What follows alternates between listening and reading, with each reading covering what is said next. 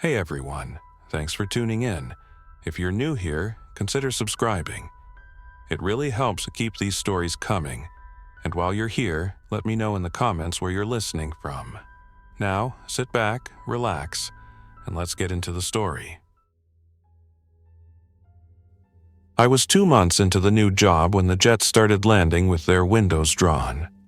The resort called itself the Meridian Dunes Retreat, a string of low-glass villas and shaded walkways folded into the Liwa Desert, 2 hours south of Abu Dhabi by highway and a lifetime away once the dunes close around you.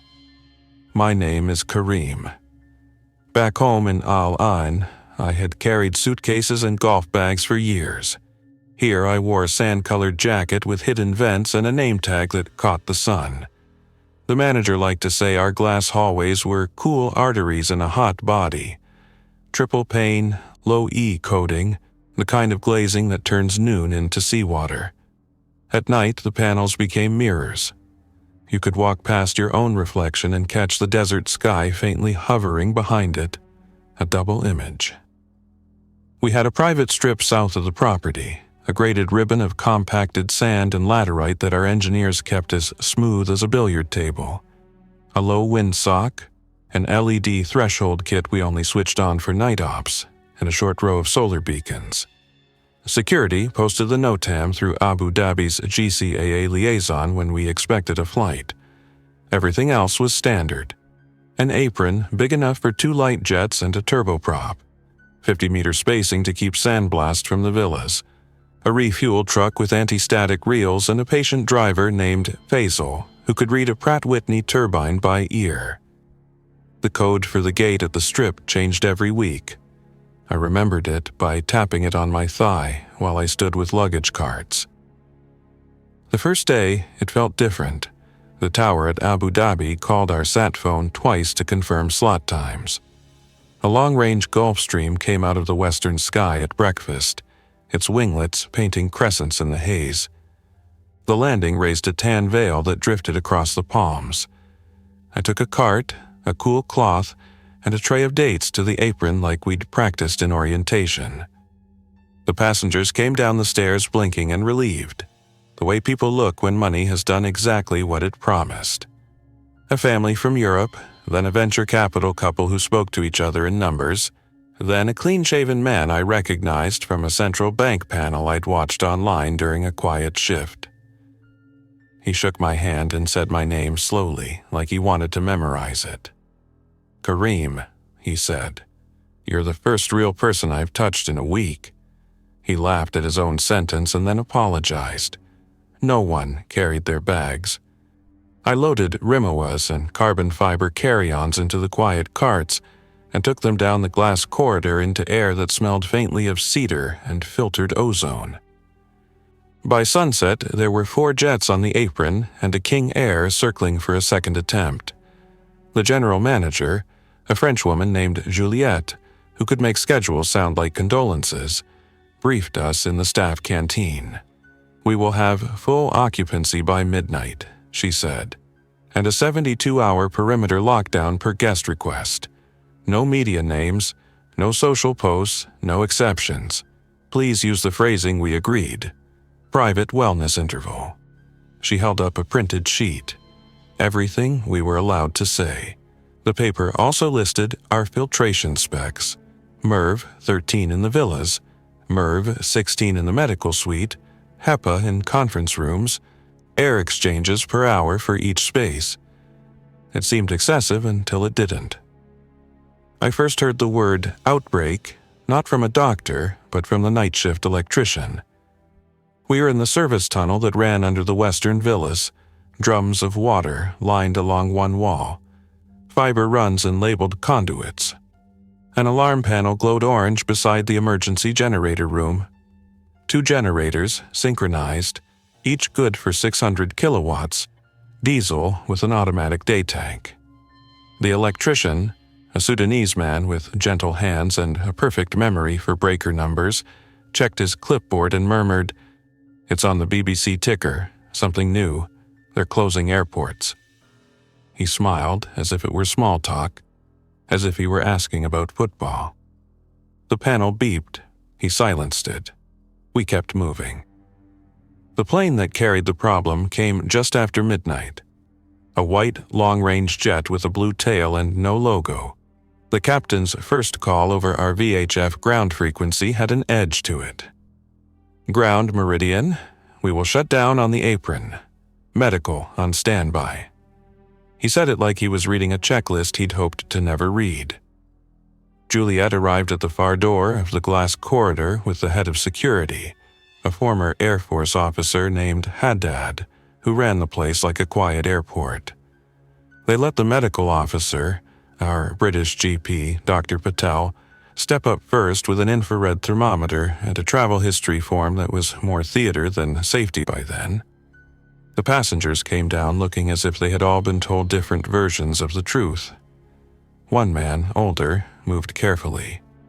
I offered him an arm. He set 2 fingers on my sleeve as light as a moth. Back at the villa cluster, we distributed welcome envelopes with the lockdown language. "For your privacy and comfort, we are observing a quiet interval," I said in the tone I'd practiced. "All meals will be delivered by trolley to your glass vestibule. The spa is open by appointment. The observatory deck is available for stargazing in small groups." The observatory deck was our proudest trick. A cantilevered platform with a motorized roof slit and a 14-inch Schmidt-Cassegrain telescope on a mount that tracked smoothly once you did a 2-star alignment. Guests liked the way Saturn looked painted by hand. The villa I remembered best had hand-woven rugs and a large photograph of the Liwa Crescent Dunes at dawn. I placed the suitcases on the stand and set out still water, sparkling water, 2 small bowls of pitted dates. The older gentleman sat on the bench by the glass wall and watched the walkway outside where the night insects skated against the panels. His daughter, her lanyard still held an airport access badge that read Operations Manager in small print, thanked me and asked for a fan, even though the room was cool. I fetched a silent Dyson from housekeeping and left it on its lowest setting by the bed, blowing toward the ceiling as we'd been taught. When I returned with it, the man was breathing through his nose like he'd run a short distance. He told me not to worry. I said nothing, because my words belonged to the resort while I was in uniform. I stepped back into the glass corridor, and the door sealed with a soft kiss. In the morning, the sat phone trilled while I was unloading crates of fruit at the East Service door. Haddad answered in a tone I'd heard one other time in my life, when a sergeant had told us a summer storm was turning and we needed to pack the trucks now. He gathered the staff in the courtyard under the shade mesh. "We are closed," he said. He meant the sky as much as the doors. The guests paid for it. The airports are refusing inbound traffic. We will sustain for 3 days, perhaps 5. Treat this as a weather event. You will be paid. Do not use words that frighten people. Lockdown was a choreography that quickly felt normal. We rolled meal trolleys on rubber wheels down the glass hallway, the sun a rectangle walking along with us. The chef, an Egyptian who could compute a mise en place like a ground school instructor computes fuel, refigured menus around shelf-stable proteins and the herbs from our rooftop hydroponics. Housekeeping changed protocols. Rather than enter, they delivered kits to vestibule tables with gloves and sanitizer, an honor system. Every 3rd hour, maintenance checked the AHU screens for each zone, logging air change rates and filter differentials. Our radios used short codes that sounded like elevator floors. FOH1 meant a guest request in the West Villas. BOH3 meant the laundries needed chemical tablets. MedAlert was only for Dr. Patel, and none of us said it. If we needed her, we called by name. On the 2nd day, I rolled a breakfast trolley to the older man's villa and saw the daughter through the glass, sitting on the floor with her back to the bed, phone flat on speaker beside her. She raised a hand to pause me and then let me in. The father was awake, lucid, gentle, but something in his eyes spent a second too long considering the light. Dr. Patel came with a field pulse oximeter and measured, then measured again. She did not say anything alarming, but she stayed. That afternoon, 3 villas on that row added "Do Not Disturb" tags. Not the playful kind we hang for honeymooners, but printed in the emergency font and slid into the frame with a practical clip. The corridor glass kept the air separate, but not the sight of people moving more slowly. Guest relations asked us to calm calls about flights. The King Air on the apron had left before the NOTAM went red, and the passengers who'd made it out messaged their friends with photos of the desert falling away like water from a bowl. The ones still with us clustered at the observatory deck at night, looking at a sky they might not see again for a while. I took my turn there on the 3rd night to hand out blankets and assist with the mount alignment. A software engineer from Singapore patiently explained to a pop star how the mount searched for the 2nd star after it recognized the 1st.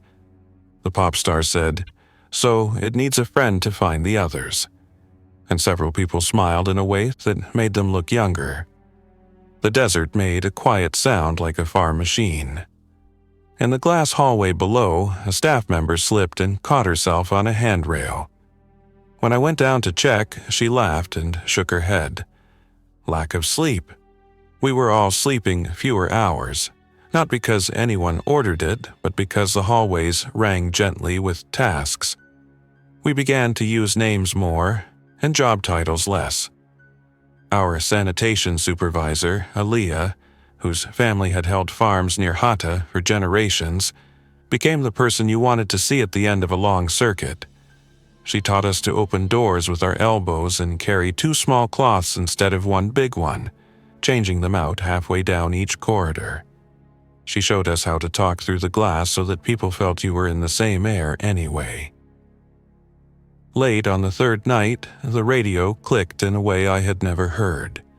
Haddad's voice came through clipped and calm. "All staff, please remain at your stations.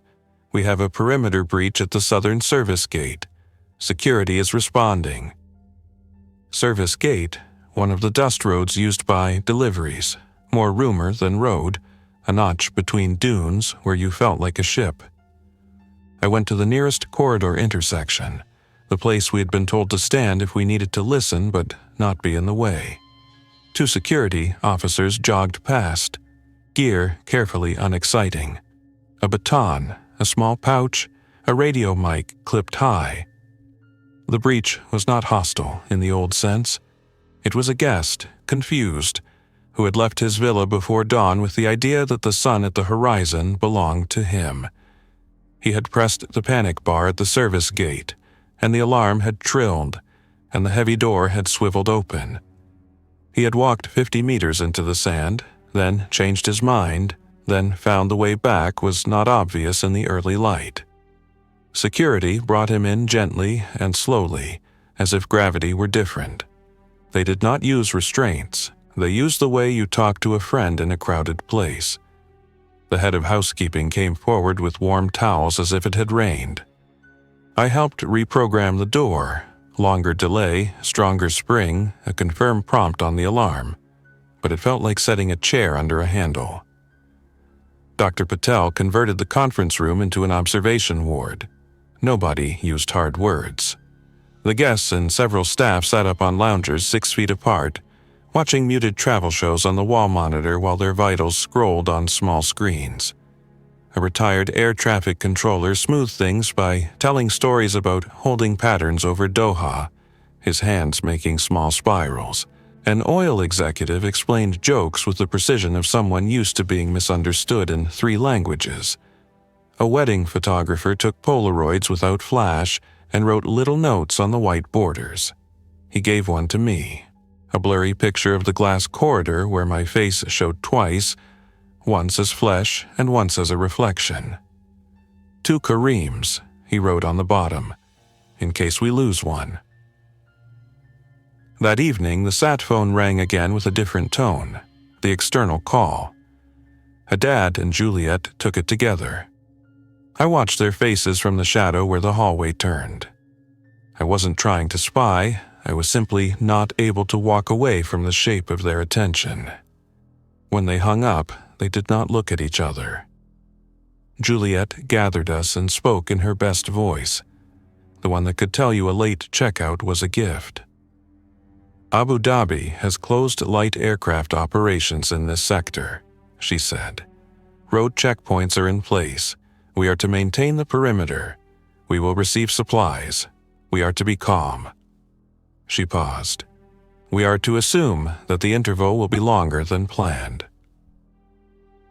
A supply convoy arrived the next morning just after dawn. 3 white pickups with covered beds and a larger truck with a refrigerated box. The drivers did not cross the gate. They left pallets on the concrete and pulled back onto the dust road. We wheeled the pallets inside and wiped each crate down, not because we believed in surfaces more than air, but because work took the place of waiting. In the boxes were hospital masks, pulse oximeters, saline, energy bars, and a small square case that had it unlocked with a key pressed in wax. It held a satellite hotspot and a laminated sheet with access codes. For emergency coordination only, he said, then looked at me. You will help staff call their families. I did 2 hours on and 1 hour off with a small team. I learned the rhythm of bad news and good patience. Some calls were laughter and recipes. Some calls were the heavy sound of Plan A becoming Plan B and then Plan C. News filtered in through official channels and gossip that wore uniforms. We learned the word vector from a young resident doctor who had come as a guest and joined Dr. Patel without being asked. We learned how the infection tended to move, quietly through breath and proximity, making people feel like they were simply tired until their lungs decided they wanted more help. We learned that in a space like ours, with the air exchange we had and the discipline about circulation, we could keep things steady if everyone participated. The problem was that not everyone could. The older man in the villa by the insects, for example, who had worked in airports his whole life, had a history of asthma that decided to make itself the main character. Dr. Patel moved him to the conference room, set him at the lounger beside a window where the dunes rolled up as if to listen.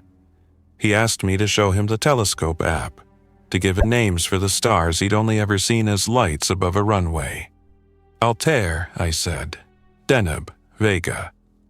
He repeated them, and looked at his daughter and held her hand with a touch that made time look smaller. Our security team changed shifts to watch not the guests, but the spaces between villas. The resort had been designed to be open, landscape flowing under canopies, sightlines bending until you could see from one courtyard to another like waves. But openness became risk. Haddad did not militarize anything. He set up gentle checkpoints and asked us to wear our radios higher so voices sounded closer. He issued us small badge clips that doubled as thermometers. If the band darkened, you stepped aside and scanned yourself and called Dr. Patel. He arranged with Juliet that we would all take breaks on the roof at night to look at the sky in quarters. He said you could not keep people safe without giving them a horizon. By the end of the week, the infection had made a map of our property. Villas along the western corridor had 2 guests each in observation. A junior sous chef rested in a private room with a small oxygen concentrator humming like a cat. A security officer, then another.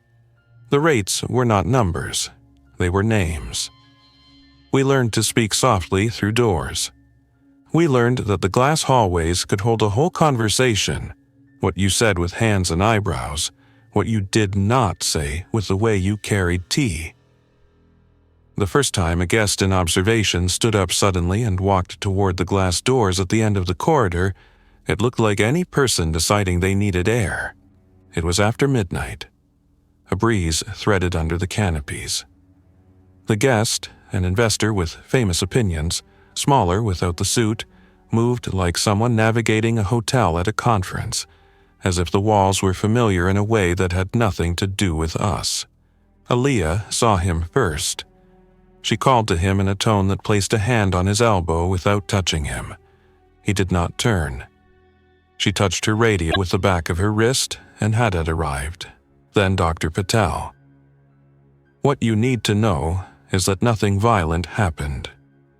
Our training had a module for agitation that was written for ordinary hotels, the bar fight, the pool argument, and Haddad adapted it on the fly to an illness that disorients. He stood slightly off-center, not blocking the path, and asked questions that offered the man dignity. "Sir, is the door your destination or is it the air?" The man said something about a meeting. Dr. Patel said, "Let's take the meeting in the lounge," and because she could say the word meeting as if it had weight, he changed direction. Aliyah was already quietly placing a lounger in a way that made it appear it had always been there. When the man sat, Haddad remained at an angle where both could see the stars reflected in the glass.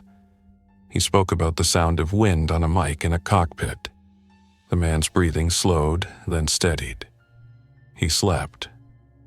From our angle, the glass hallway showed 4 people and 2 reflections, all of them listening. The second attempt at the door didn't come from a guest. It came from a staff member who had worked 3 full days without admitting it. She was housekeeping, a Filipina named Ana, with hands that folded towels into swans for honeymoons.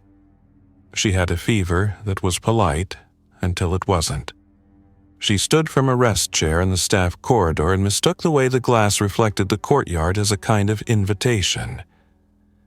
2 of us were able to meet her not with words, but with presence, the way you form a gentle rail by standing near someone. We guided her to a chair and called Dr. Patel, who was already on the way because the badge clip had darkened. In the observation room, under the window where the dunes looked like a sea frozen mid-breath, Anna slept.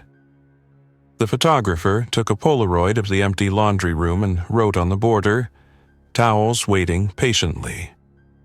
That afternoon, the sat phone picked up a conference call. Government, resort owners, a medical team in Abu Dhabi who wanted to know our inventory in liters and in breaths. Haddad put the phone on speaker and walked them through our numbers the way he would teach a student pilot to line up on a runway.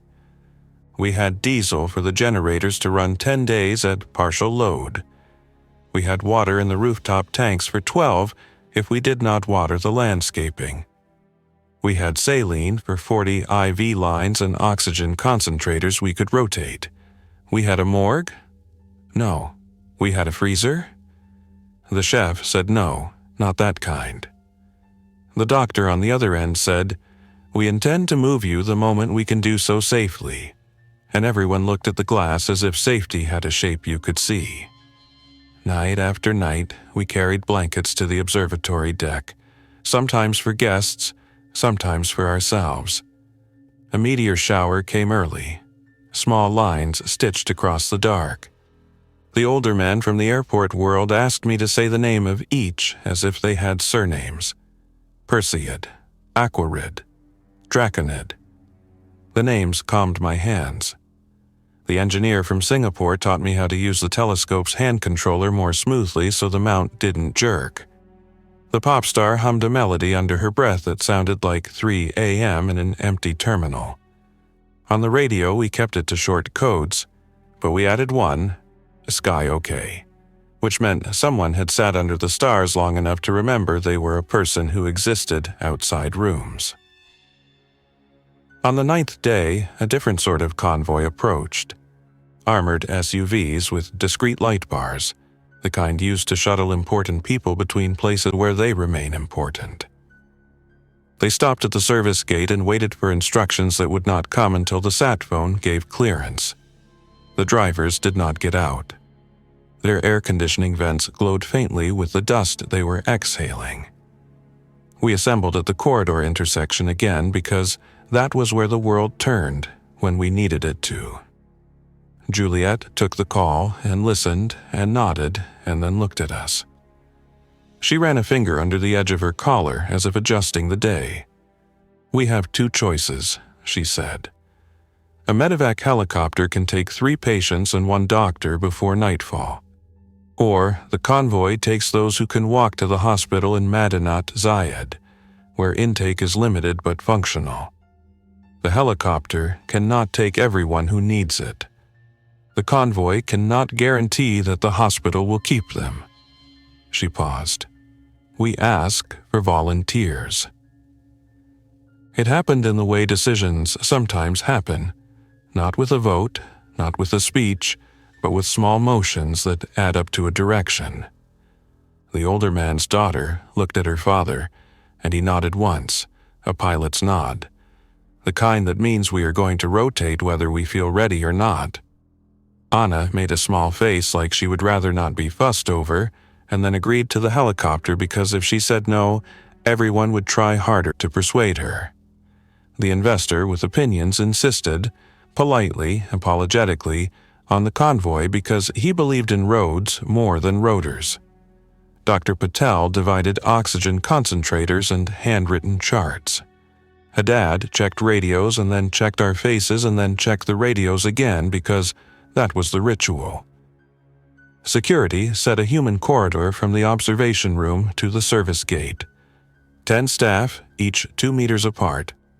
Each with a smile that did not pretend anything was fine, but also did not concede anything to fear.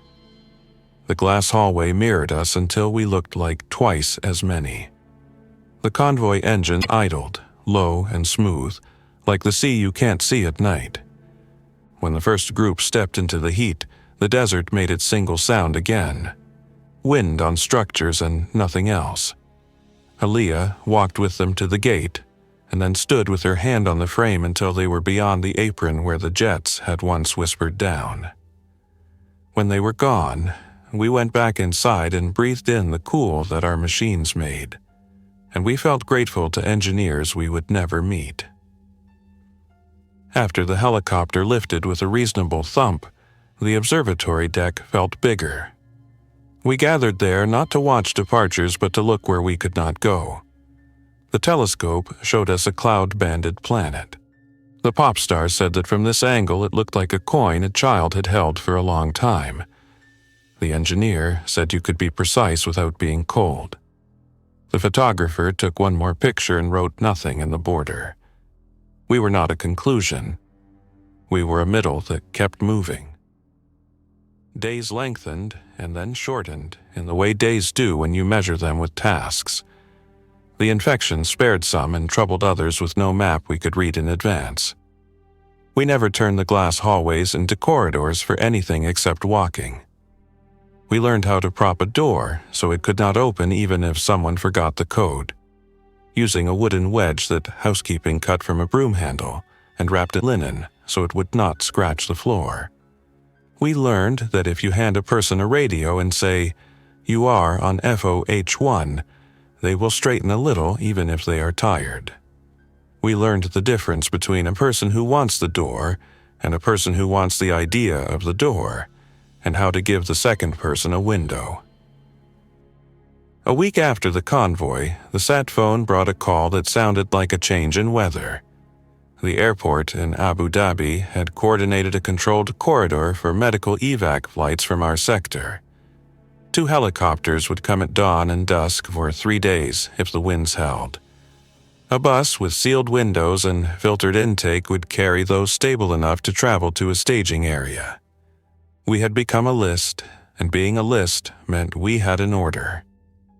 I walked the corridor that night with the older man's daughter. She had started calling me by my name as if it meant we worked for the same company. We stopped where the glass bent and the desert made a narrow V, and the stars looked like they were pointing toward the ground. "This wasn't what he bought," she said, not bitterly, just like a person setting down a suitcase. "No," I said, because the truth was quiet and there was no danger in it. "But it's what we can carry." When the morning flights came, the resort looked like a resort again for a moment. A place where people left with luggage and heat made mirages but not decisions. The helicopters were sturdy machines with doors that slid open like practical ideas. Their crews wore calm in the way of people who have run this drill before. They nodded to us and then to the sky and then to us again. We loaded the first 3, then the second 3. The bus came at midday and took the investor with opinions, and the wedding photographer and 2 housekeepers who had become expert at oxygen tubing. The bus drove away like any shuttle to a city tour. That night, the staff gathered on the roof after final rounds. Haddad had a small radio in his hand. Juliet stood with her hair pulled back and no folder in her grip. Dr. Patel leaned against the parapet and looked older than the week before, which was both true and also nothing to worry about because everyone did. We passed a thermos of mint tea and paper cups. The desert wind tugged at our sleeves. Someone pointed out the International Space Station moving like a steady bead across the dark. It looked like a plane for a moment, then like a star that had decided to try being a person. "Do you think they will write about this and turn it into something it wasn't?" the engineer asked. "Probably," I said, "but we will know what it was." We raised our paper cups the way people do when they agree not to say a toast out loud. The next day, more departures. 2 guests we had barely met because they had isolated on arrival, nodding from behind glass as we left trays of food, emerged and walked in slow, sure steps to the helicopter pad we had marked on the apron with chalk lines. They thanked everyone by name, which meant they had listened. The older man went out in the dusk, his daughter walking beside the stretcher until the crew chief gently placed a hand on her shoulder. He lifted his palm and made a gesture that meant 2 things at once. This is the limit, and also this is the way. The helicopter doors slid shut with a soft clack. I watched the sand churn under the skids and thought of the first day, when planes came out of the sky like promises. Machines are honest. They do what you tell them if you tell them clearly. When the last flight left on the 3rd day, the resort was quiet in a new way. The glass hallways reflected emptier rooms. The generators idled at a load so low it seemed unfair to make them work at all. We went through the property like archaeologists of the immediate past, resetting villas, logging filters, wiping fingerprints that had belonged to people who had learned the names of stars and said them softly through masks. We left the telescope where it was. The pop star had asked if we would keep it until she returned. It was a joke and also a plan. A week later, a letter arrived on the sat phone in the way documents do now, formatted nicely even in the ether. It was from the health authority, praising our disciplined improvisation and our measured perimeter response. It named Juliet and Haddad and Dr. Patel. It named Aliyah, correctly spelling the double A. It did not name me, which felt right. Bellhops are the muscle memory of a place. We make the surface smooth so you don't feel the machinery underneath. I stayed. The owners paid us through the interval and then asked for volunteers to remain on skeleton staff. I was good at doors and at listening. The resort reopened much later, long after the dunes had erased the chalk marks and the windsock had stiffened and softened and stiffened again. Some guests from that week came back, not to relive anything but to walk the glass hallway and see their faces in it again, and then turn and see the desert also. The investor had a different laugh. The photographer mailed us a book of his Polaroids. On the page with the empty laundry room, he had finally written something very small in pencil. Held for you. Our observatory nights returned, with children pressing their eyes to the scope and adults pretending not to be surprised. I still said the star names out loud the first time each season. Altair, Deneb, Vega. In the staff canteen, the electrician teased me for becoming an astronomer. The older man's daughter sent a postcard from an airport lounge in a northern city. On the back she wrote, "He likes to sit by the window and watch the apron workers. He says they move like they're telling a story together." I put the card in my locker and taped the corners down so the desert wouldn't curl them. "If you come here, and walk the glass hallway at night, you might catch your own reflection, and behind it, the faint suggestion of dunes and stars. You might think the panels are barriers, but the truth is that they are ways of seeing two things at once: yourself and the world that keeps going even when you stand still. We learned that in a week that became a month, in a resort that people thought would keep the world out, but instead taught them how to be in it. My jacket still has hidden vents. My name tag still catches the sun. When someone steps off a small jet now and says, "Kareem, please," I take their bag with the care you use for anything fragile, and I walk them into the cool. I show them their room. I point to the observatory deck and tell them we will be there after dinner if the sky is clear. If they ask about safety, I tell them the truth in a quiet voice, that we have doors that close and radios that work, and people who stand in the hallways like bridges when needed, and that sometimes the best thing you can do is look up and name the lights. I do not tell them about the moment when the helicopter lifted in pink light and the sand swirled, and I understood that the line between inside and outside is not glass, but attention. I do not tell them that the quietest sound in the desert is the one you make when you decide to stay, but if they stand with me on the deck and the telescope hums and the mount finds its second star and the desert wind moves my sleeve and the glass reflects a face that looks both like mine and not mine, then maybe they will hear it anyway. And if they ask, I will say the name of a star and then another and then the third, and I will carry their bag wherever it needs to go. Thanks for listening. If you enjoyed this story, don't forget to like and subscribe. Your support keeps these creepypastas coming. Until next time, stay alert, stay safe, and never ignore the feeling that something is watching.